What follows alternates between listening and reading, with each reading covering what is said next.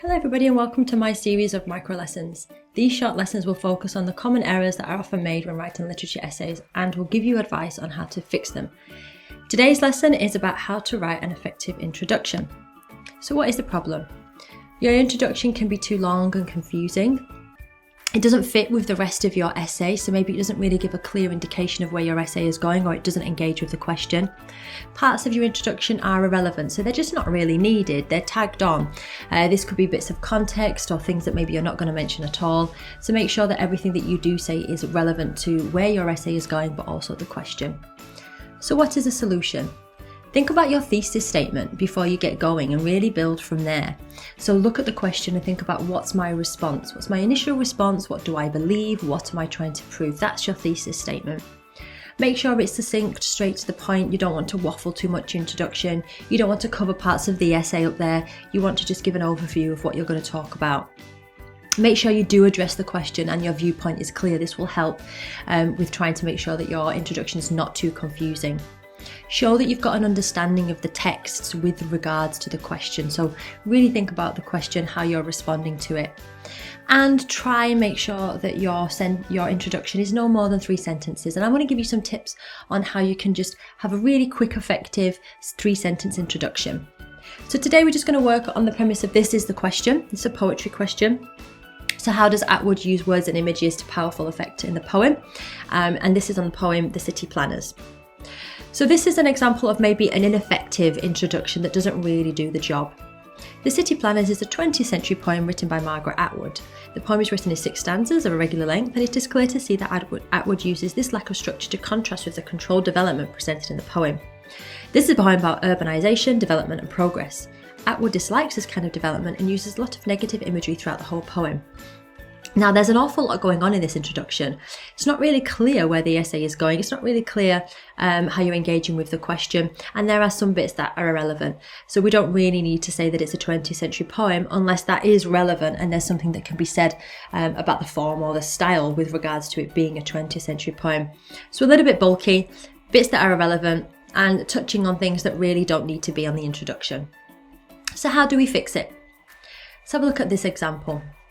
The City Planners is a poem about the extent to which progress and control has taken over our lives and our spaces. In her poem, Atwood not only critiques this kind of soulless progress, but she also questions the very nature of the idea of perfection.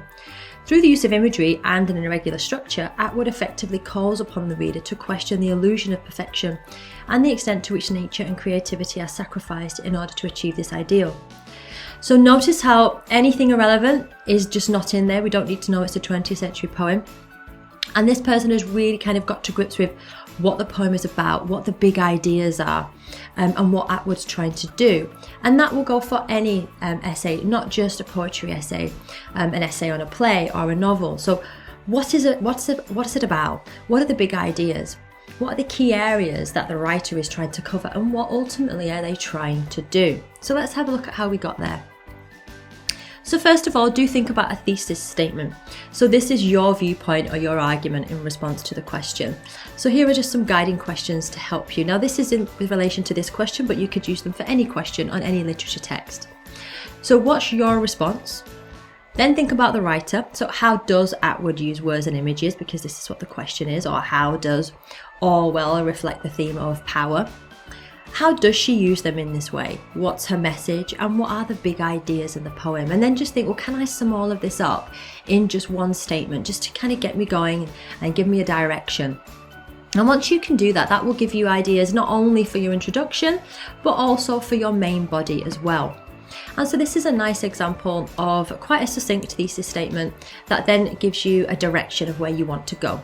So Atwood uses the poem to convey her thoughts on the soulless nature of urbanisation and the endless quest for man-made perfection. That really does sum up what she's trying to do and what her poem's about, and ultimately how she uses imagery. She uses it to show those things, and that's where I'm now going to go with my essay, and that will help me to kind of fill out the introduction. So do just try and start with your own thesis statement. Very, very short, succinct, gives a very clear overview of your response.